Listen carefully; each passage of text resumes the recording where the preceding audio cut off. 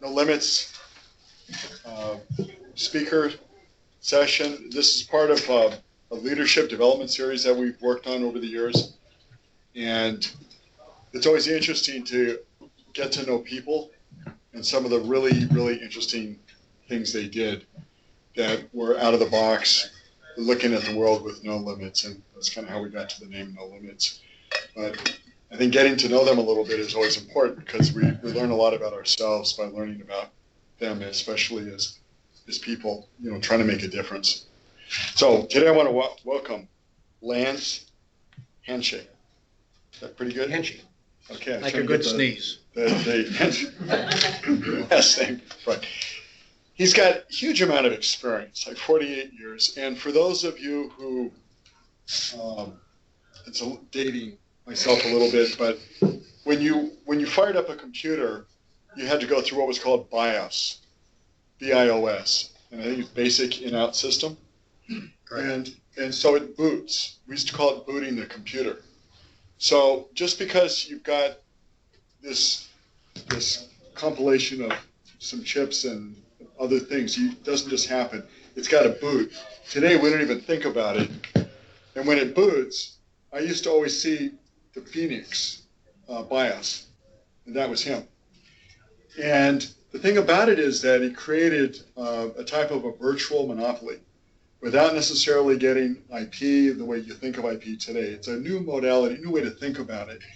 It's very interesting.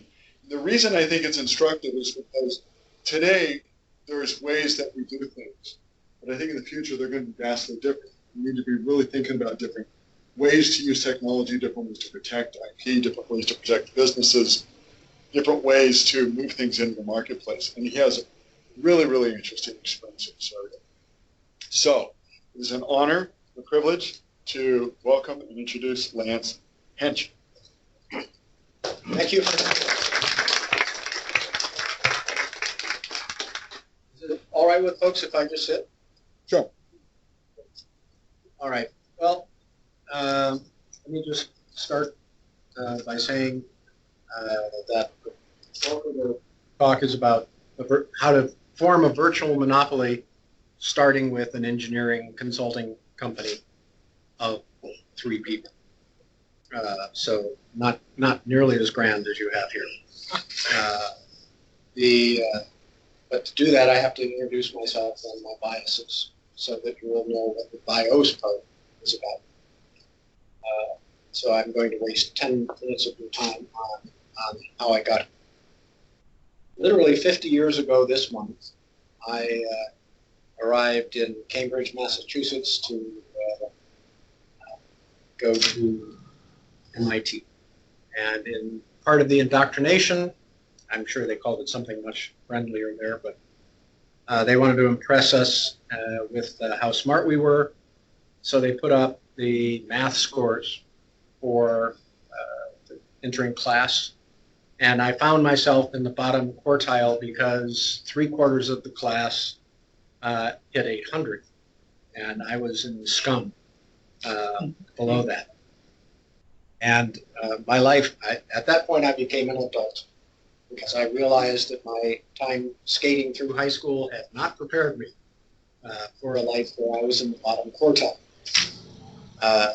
Fortunately, God smiled at me, and then they put up the verbal skills, and I watched the 800s swing into the 500s, and my 748 made me a towering king of verbosity compared to my fellows. And I realized that day that I was never going to be the lead engineer, the scientist. They were much better prepared people than I was.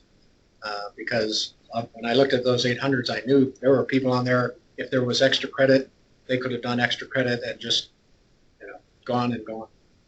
So I figured out that I had to find a way of using the ability to talk to regular people and to learn from them and translate that into engineering goals as a way of not embarrassing myself and oddly enough to make a living. So that's what I did with my time at MIT for the first 2 years, and then I started a company in '67, and we took advantage of the fact that the DEC 10 was the first time-sharing mini computer that nobody knew how to do anything with, but every bank in Boston ran out and bought. DEC was there telling them they should. So we had an instant consulting business through this. Built bank systems for the next 7 years. And we learned a great deal. I learned a great deal. But I also learned that the customers have the real problem knowing what they want. And so the real trick was to, in my version of this, is to get on their side of the table, not negotiate with them, but learn from them and show them alternatives and work with their own understanding of what they're wanting to do to get to the point that they could go, oh yes, that's what I meant. Because the first couple systems we built, we did exactly what we said we were going to do. And people would say, but that's not what I wanted. And you'd sit there going, okay, I can make it do what you want, but I'm going to charge you more money. And they would say, why? I said, because I estimated the contract to do what you signed off on. And it was no fun. I mean, you guys have this experience, I'm sure, all the time. So at that point, I started looking for better ways of using my time. One of the things was to pick a problem that I personally knew and pay attention to that. And that was, oddly enough, at the time, 75, word processing. In those days, Wang existed, and their whole process had really changed something that mattered to me because my mother was a superior assistant, as they were called in those days. If you weren't stuck in the typing pool, you were an assistant. And I figured she was smarter than the guys who she worked for. And it really ticked me off watching her work with carbon paper.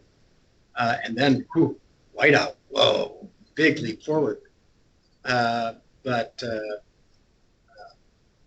Nixdorf, a German company, asked me to develop a word processor product line for them because they were in the accounting systems business, like for those of us who are not familiar with those. And they were afraid that Wang was going to go into the accounting business. So they wanted to be able to resist and get Europe set before they showed up really Wang. And so I went to Germany, and I spent 2 years developing the product without having any computer to run it on. I mean, I arrived, and they had one of those meetings where I laid out how we were going to do things, and they explained that there had been a 2-year slip in their processor. So did that hurt the project at all? And I told them that I would have to go away and think about that. And I decided as an experiment that if they would go along with it, that we would write the whole system in a language I was familiar with, PL1, which I thought was a superior documentation language for describing systems. And we would write a translator for the processor, and then wait for the processor. Well, we would have built the whole system. And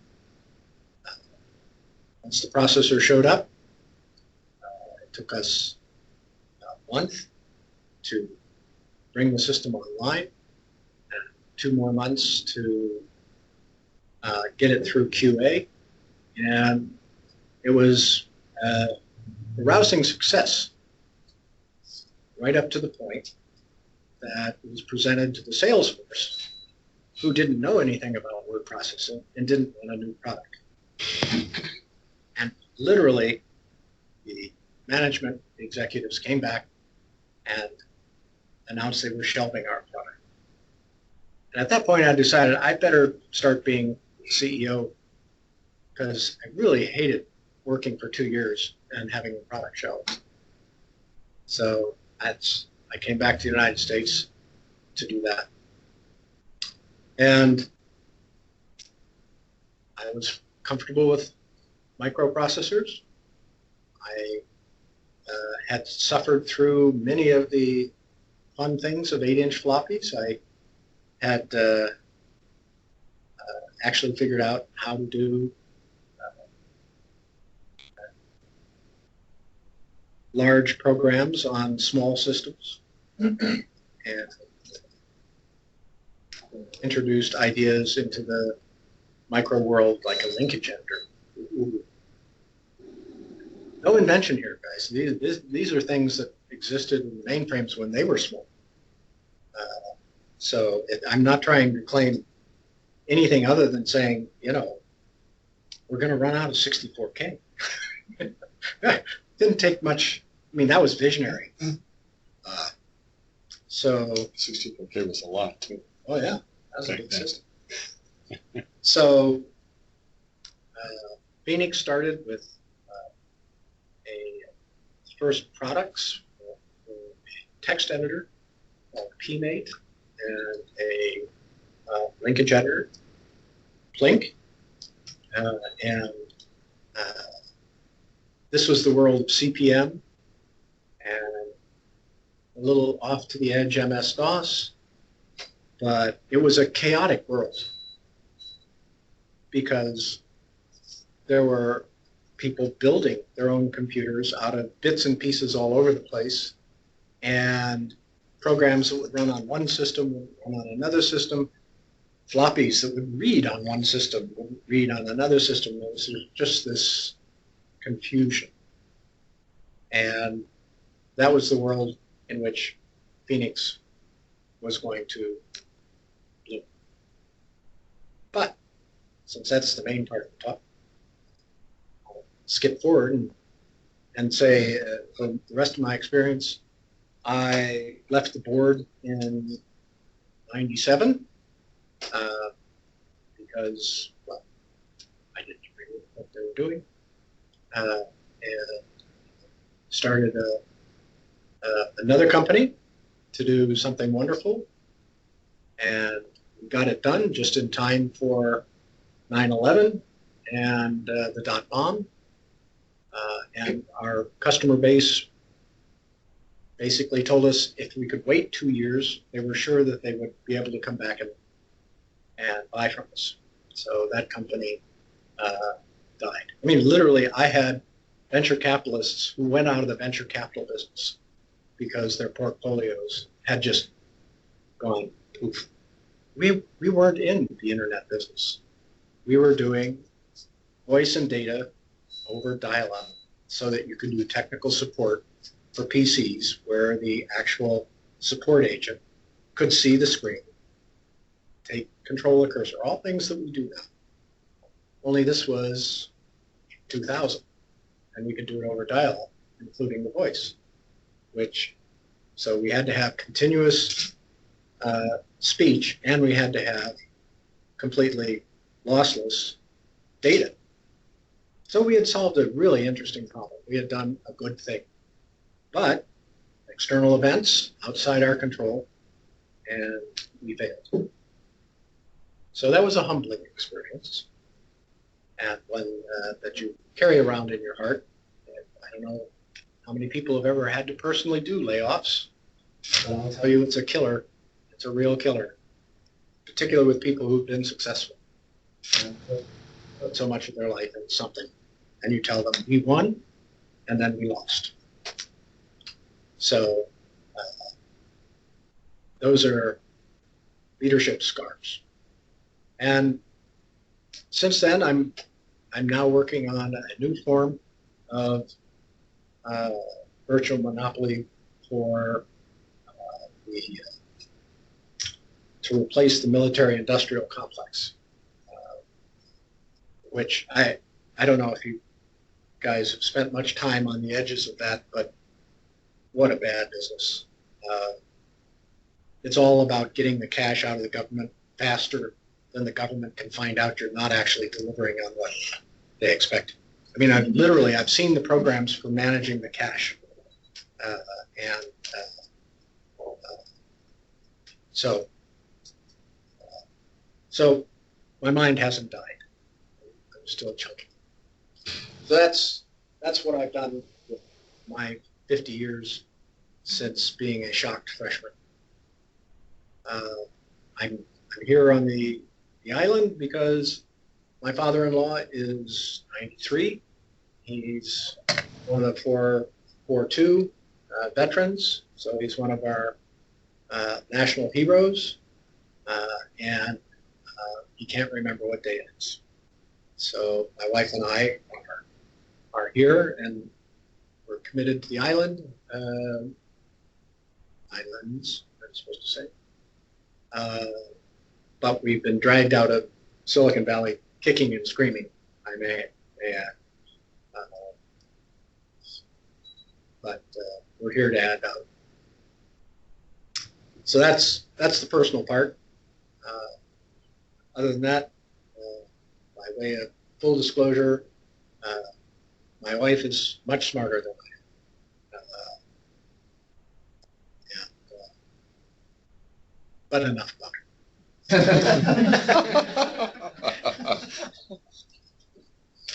So, Phoenix, and turning it, how it became a virtual monopoly, and what the hell is that anyway?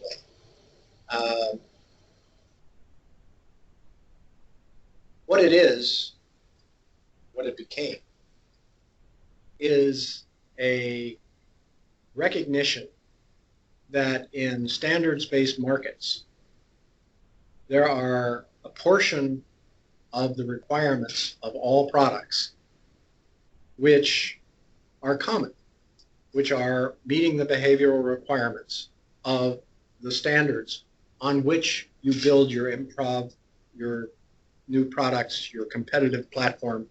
But you can't compete by breaking the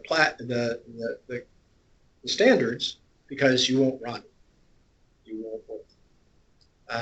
And so what we saw was that across, it turned out to be 168 different companies, that they were all going to have to meet the standards. And at the time, when there was only 43 companies worldwide, they were all going to try to do it with internal engineering. And that was our competition, was internal engineering. We can do it, and then we'll own it. We can do it better. And that was our first barrier. So it's, again, I want to point out, it's a world in which the promise of personal computing first became clear to a large volume of people, non-hobbyists. I mean, there were a lot of people who put a lot of time and energy into the CPM days so that there were real databases, and all of a sudden people could do just lists of things that they couldn't keep track of, and enough spreadsheets so that people could begin to image up their own accounting systems. I mean, there was enough energy already pouring in, but it kept running up against compatibility. So PC, as a mistake by the terminal division of IBM, opened the door, and it allowed everyone to flow through as long as they could claim they ran Lotus 1, 2, 3 and Flight Simulator. The sine qua non of being compatible for a while. So, oddly enough, we had made a lot of money on our linkage editor because we were vicious, mean, and we charged people $500 a copy for a piece of software, which at the time was considered, you know, well, I can't think of anything I can use publicly. But we had anybody who was doing serious work effectively hostage. I mean, Lotus 123 just wouldn't exist, couldn't exist. So we were cleaning up. We actually had a product. We had our consulting contracts that paid for our salaries. We had our PBX in one garage and our floppy production in my garage, and so I could watch them go out. Always watch the money.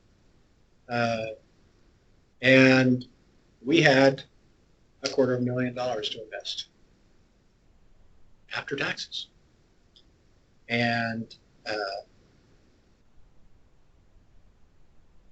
we decided that we were going to take on the BIOS, because if we were successful in the BIOS, we would be successful in personal dreams, which were personal computers, not for hobbyists who could stand the grief of literally owning their own computer, but for people who just wanted to take it out of the box, put it on a desk, and do something. Of that $250,000, we spent $100,000 on an insurance policy, which we bought from Chubb. Yes, they make safes too. But they came in and they inspected how we had gone about it to be able to prove that we hadn't copied IBM's. We literally had that inspection, got the insurance policy, wrote a press release to announce it, and in the next 2 weeks, IBM raided 20 companies around the United States for copying their BIOS and just plunking it into machines and shipping it like they didn't know that it was intellectual property. So this is basically called an outside event over which you have no control, and it happened to be a really good one. A lot better than 9/11. We literally had people showing up from AT&T on a Sunday afternoon, because that was as soon as they could drive up to Jersey, because they had 20,000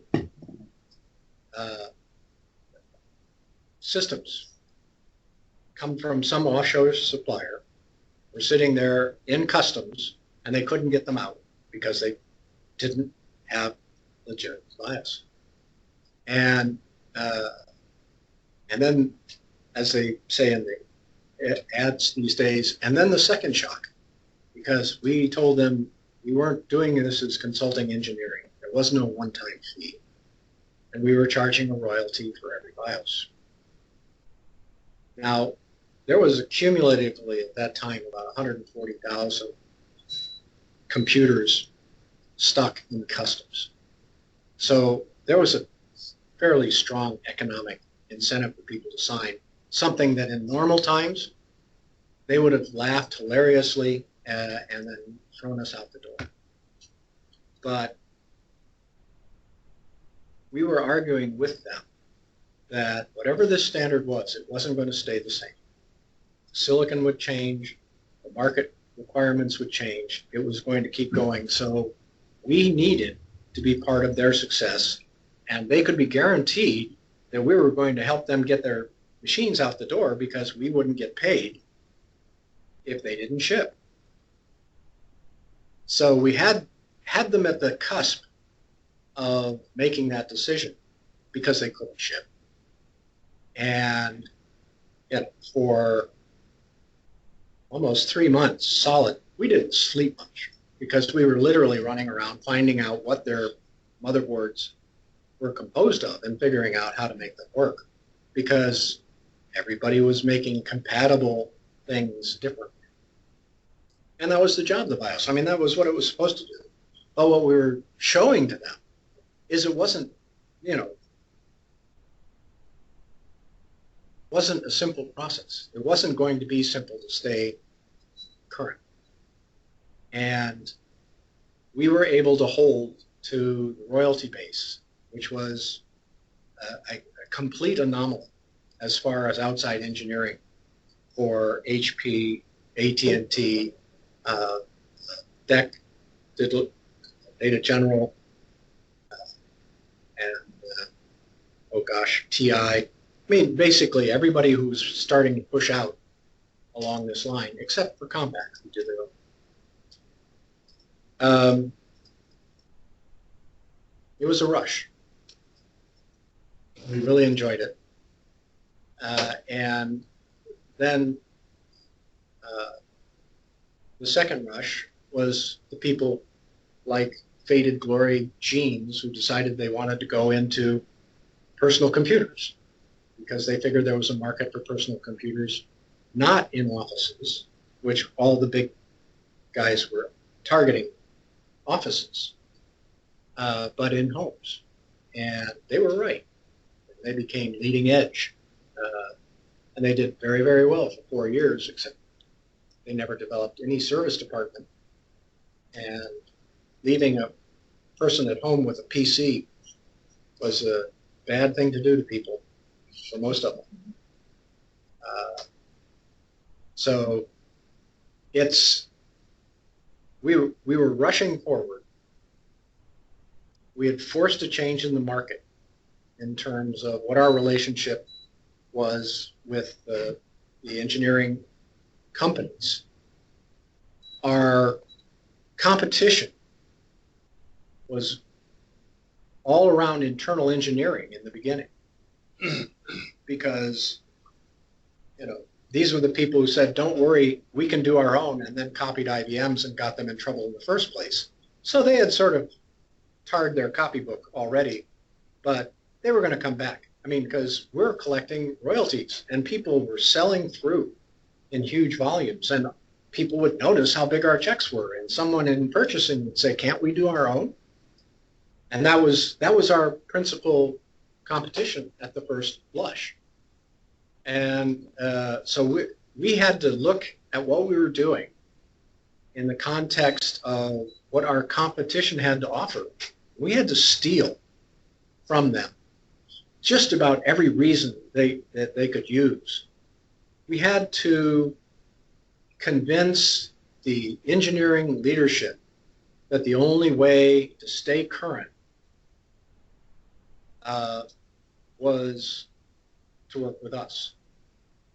And this is what the virtual monopoly was built on. It was everything changes, being aware of the changes before they happen allows you to plan for your differentiation, and our ability to stay current on all the stuff you're not differentiating is going to keep you at the leading edge of the market. That was the argument we ended up having to make in order to prevent internal engineering from kicking us out allied with the purchasing agents. I mean, anytime a salesman told me we were talking to a purchasing agent inside one of our customers, I fired that salesperson because that way lies death. I mean, we were charging 5 times what anybody else who was selling BIOS was charging. And it was all around the promise that we would keep you at the front edge. When you had a problem and you couldn't ship, we would be there. And that was the only barrier we had. That and the cumulative experience with the chipsets. I mean, but other people outside engineering groups who wanted to be close followers of ours could make all sorts of claims. But it was when they actually had to do something other than ship a floppy that they would come up short. So what I'm trying to picture here is that there was intellectual property, but the velocity of it was its true barrier, not the actual implementation steps. And managing the velocity, I mean, we got to the point that we literally got in front of it, and we would charge our customers to be part of programs for new chipsets as they were coming. We would give them advanced information. We would build tools that would show whether the performance claims being made were. Well, we went to the point of saying we're going to, again, give you foreknowledge and safety being a first responder. If you want to make the cheapest systems possible, Taiwan, then literally we bought a company that was targeted on just giving somebody the quickest thing, bolting it in and going, and said, fine, we've got a product for you. But if you want to be at the front of the game, that's the main product. It's 5 times as much because you have to pay to play. But your own engineers can't do this. That was the principal barrier to the whole business was service. Because if you have to sue somebody, unless you're IBM, and by the way, they became a customer. That was a good thing.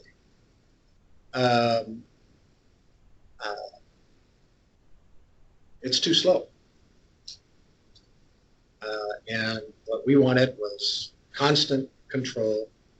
We ended up buying a company here so we could service Asia. Then we bought companies in Asia, in Europe, so that we could serve those markets with local people, local language, and without having to fly people everywhere. It was expensive. When I say we were charging 5 times as much, that doesn't mean that was 80% margin,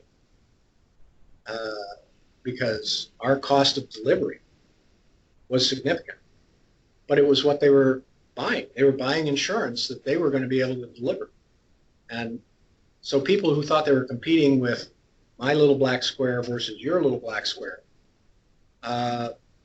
we basically starved out of the market, and they would wither, or we'd buy what was left of them, because engineers are hard to find. So the thing that is really important to get across from my point of view is that by getting on their side of the table, by sitting with their VPs of engineering and product and sitting down and saying to them, what's really important to you? And constantly having to remind them that doing things the regular way was not going to work in the PC industry because everyone was going too fast. And you don't have the luxury of doing things the way you used to. But we can still make it safe. That was the fundamental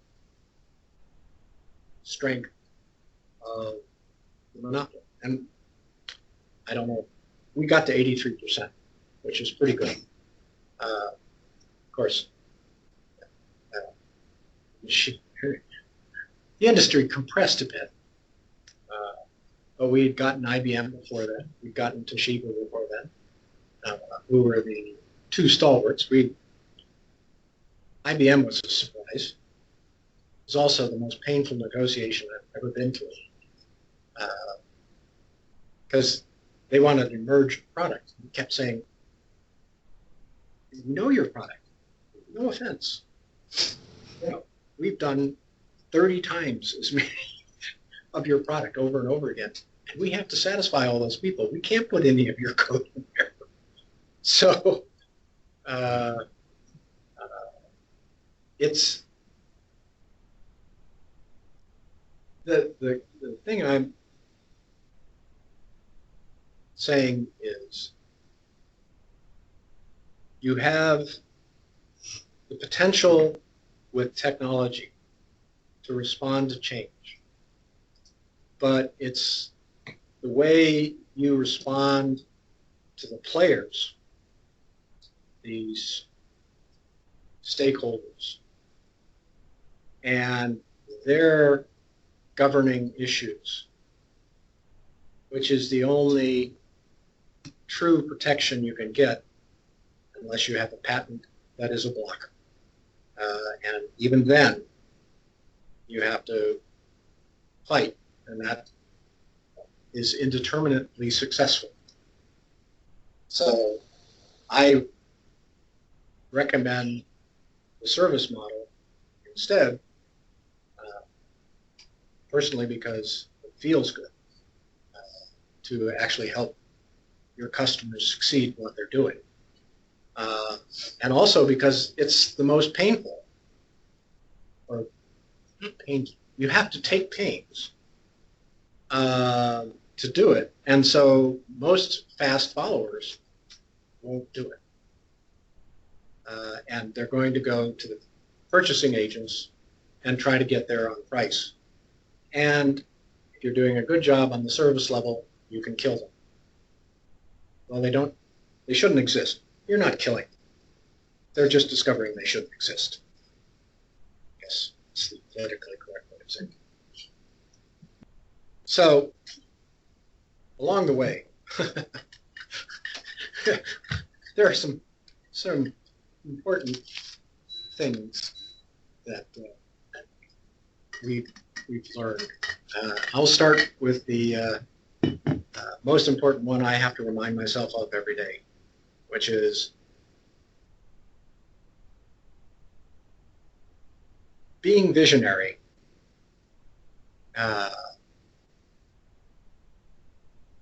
Doesn't buy a company anything that its organizational strength cannot back up. In other words, for those of us of an advanced age who sit around and think of things, it's so much easier to think of things with all the manipulatives we have than it is to build an organization that can follow through on a market-changing activity. So the matching up between a vision and the strengths of the organization, or organizations if you have to collaborate, is absolutely critical. And it's where visionaries are at their most dangerous, because I tend to overlook obstacles. That's how you get a vision. You go to the high mountain, you look out over, and you don't see swamps. You don't see gators.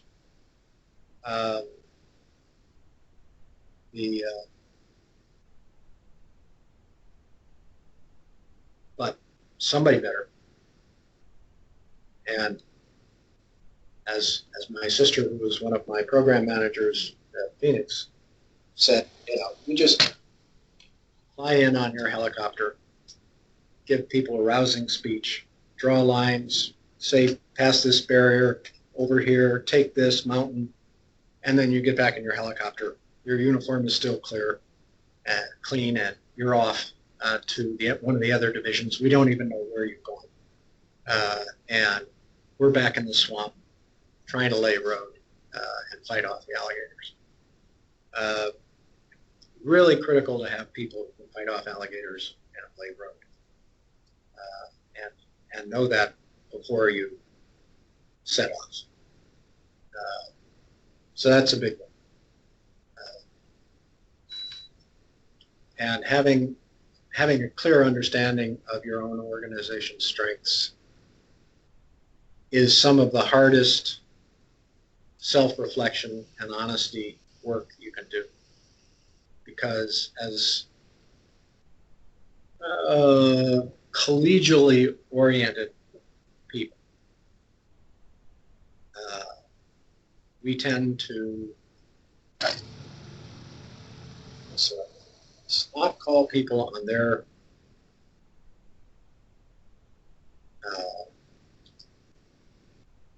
well, say it that way.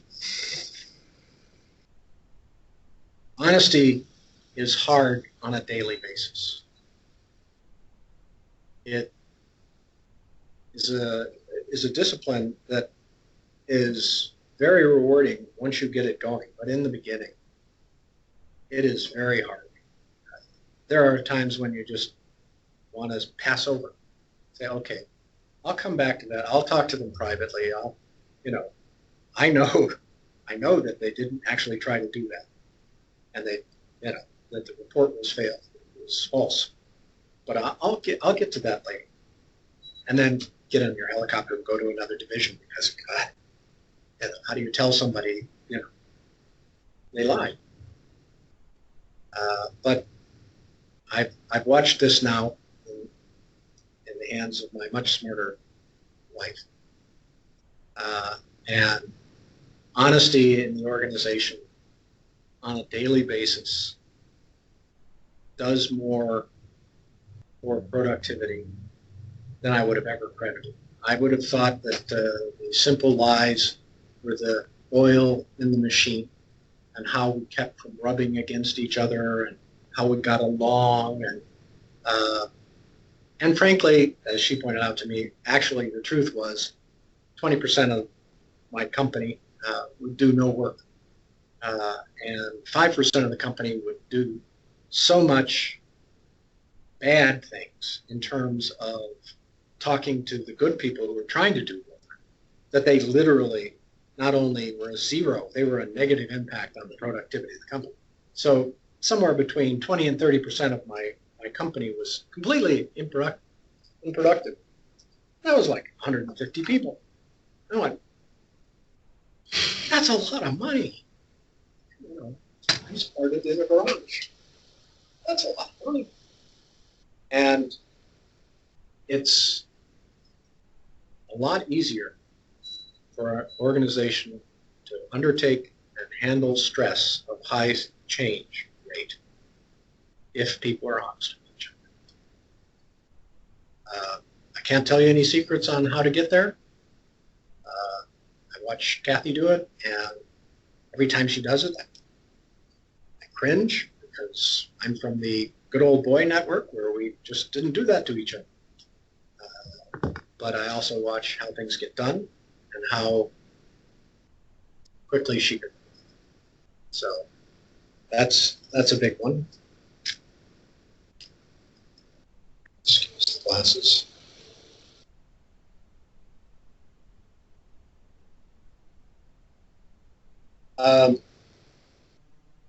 On the issue of who you're selling to,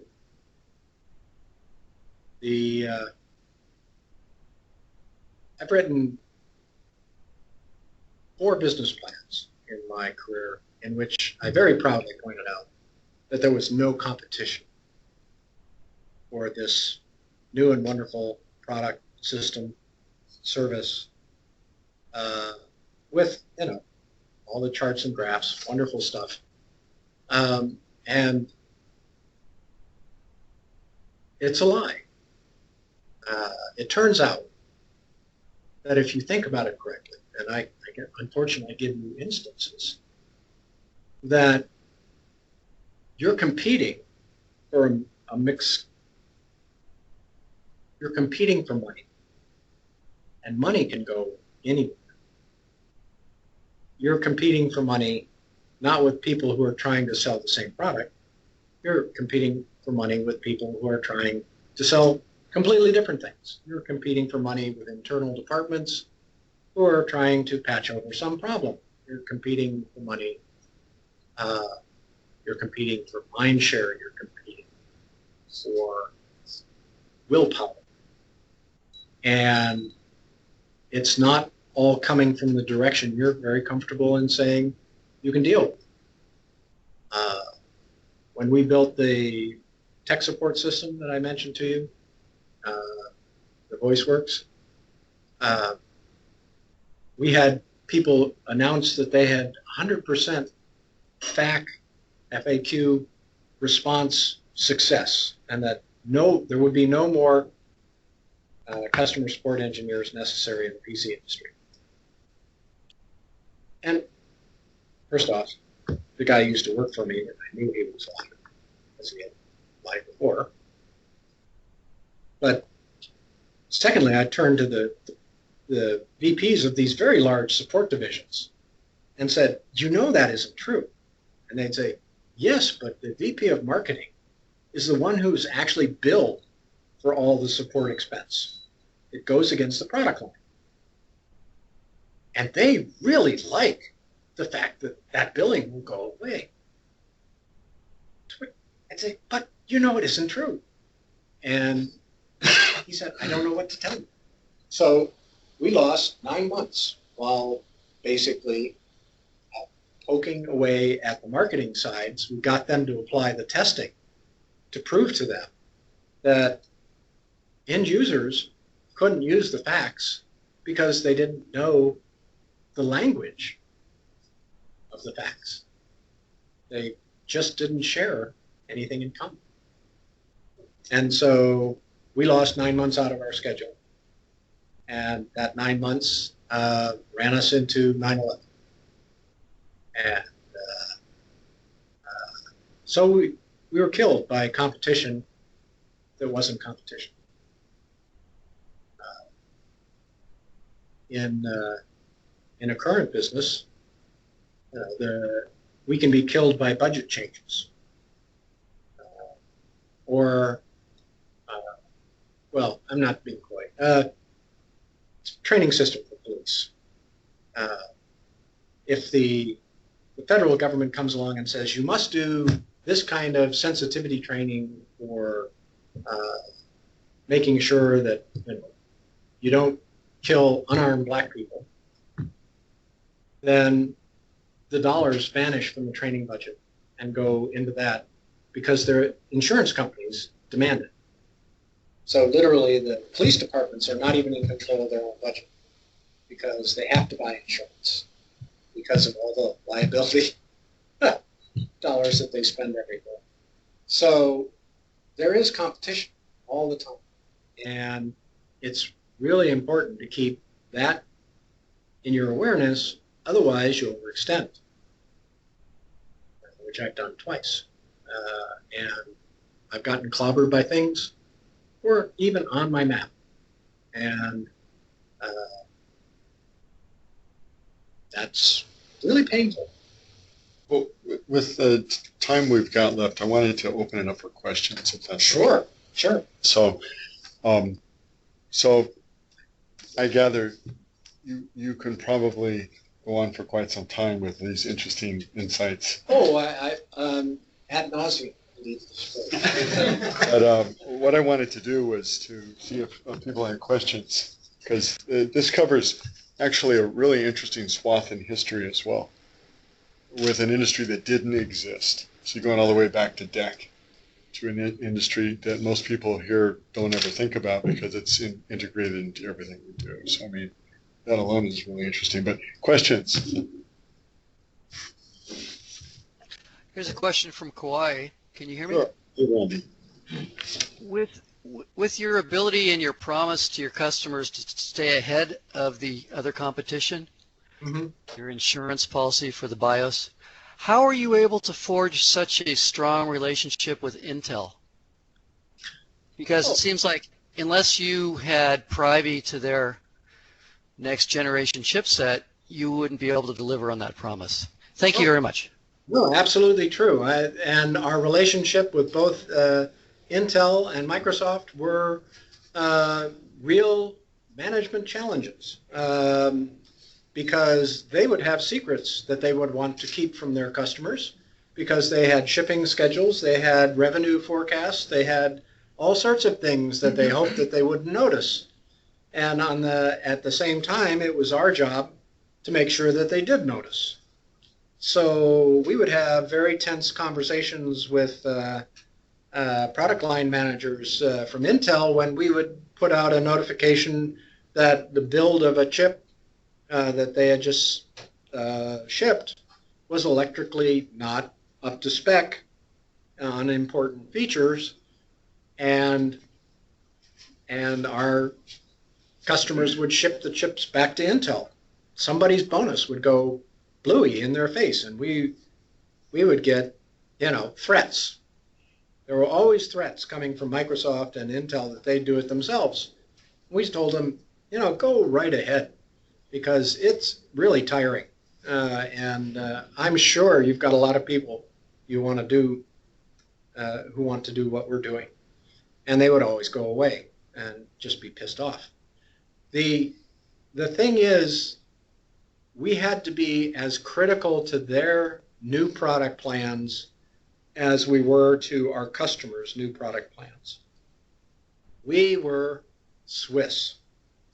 Our job was to be the honest broker of new technology as it came along.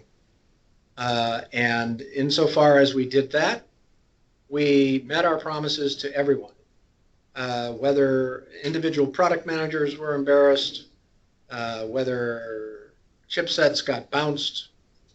I mean, people were going to find out. Do you want them to find out after they've shipped 50,000 notebooks that, sleep doesn't work? Or it goes to sleep, it just doesn't wake up. And literally, it was this kind of thing. Microsoft, tried to drive what they call an ACP. They tried to drive into the BIOS for more control over sleep and what did I call that? What do bears do? Hibernate, yes. Because they wanted to be more in control, and they were the operating system after all. And we said fine, and we gave them parts of our code and said, and then you have to remember this, and you have to remember. Well, no, we have to. It has to be all the same. So, sorry guys, these chipsets just don't operate under the same theory. You just can't do one that's going to do them all because they don't operate under the same theory. And then they kind of went, oh, okay, gee, I didn't know it was that difficult. So the answer is you had to be an honest broker. They had to need you to get their products out the door. Both our customers as platforms and Microsoft as as it were, a co-platform person. We also made ourselves very useful to Microsoft and to Intel. We were the people who identified to them, Microsoft, just how many copies of their stuff was going out illegally, which we were, of course, detecting from our BIOSes because we were detecting illegal BIOSes. So the whole move towards holograms was something we did in our publication division. We did the manuals, we did the security stuff. It was a delicate balance. But let's get in before we run out of other questions. I was interested in your comments on organizational behavior and the growing trend of people having a career with one or a few companies to make, gigs with multiple. Can you comment on how you think that affects the tech industry? Wow.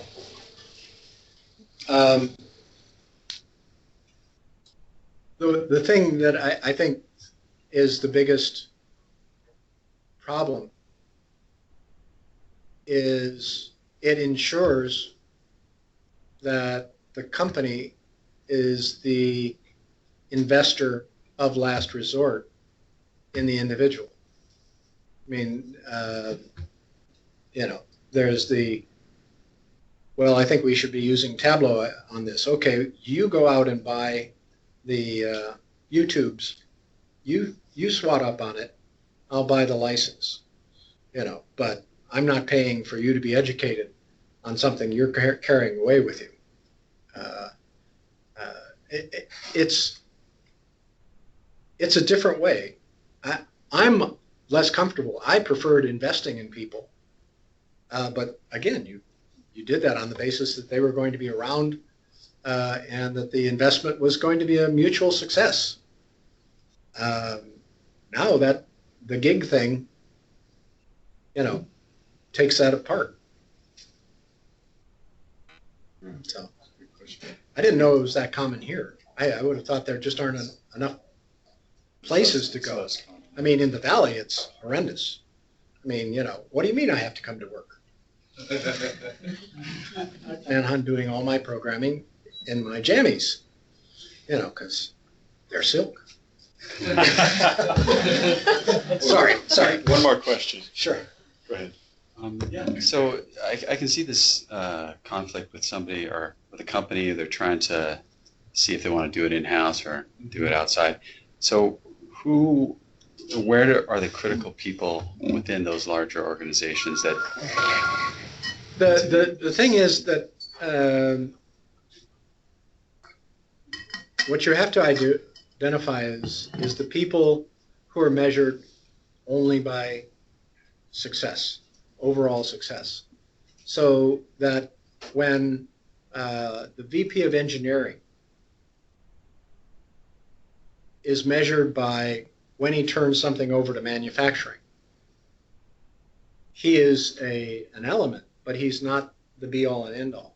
When the VP of engineering controls manufacturing engineering, then you can sit with the VP of engineering and discuss how to get their product out the door. Otherwise, you've got to go to both of them. You have to be part of both of their planning. I mean, I was shocked to find out that manufacturing changed the engineering that had been done in development to make it more manufacturable, rather than educating the development engineers to make it more manufacturable. They would literally change chipsets and then tell us the BIOS was broken. And we'd say, no, the BIOS was for these chipsets. And so we would have to get into the manufacturing engineering group, because the promise of we'll get it to market was the basic promise, and whoever was leadership for getting it to market was critical. We didn't pay a lot of attention to the VP of marketing, because the VP of marketing classically blamed everything on engineering or manufacturing. So their sense of urgency was, I want it yesterday, and I didn't get it, and I didn't get it today, so am I getting it tomorrow? So not much fun to talk to, and certainly not someone to build an alliance with. And that's really what we were looking for, is alliances. And we were Swiss too, in that we never divulged anybody else's information. In the 14 years that I was running it, there was never an incident. And they could depend on that.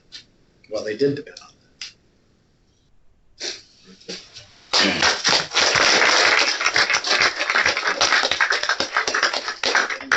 Well, thank you. That was a lot of fun. That was an hour? Wow. That was about an hour, yeah. We have some things for you. Nanoparticles? Yeah. Oh, good. This is what they want. Nanoparticles in here. We didn't put any. Yes. So, but it's no limits. Anyway, thank you. Thank you very much. Yeah, no, we really appreciate it. And for those of you that may have other questions, you can, Ian's been staying in contact, and so we hope to see more of you now that this is your new home. And, Indeed. And so you can take those and hopefully you're very good. Thank you. Thank you.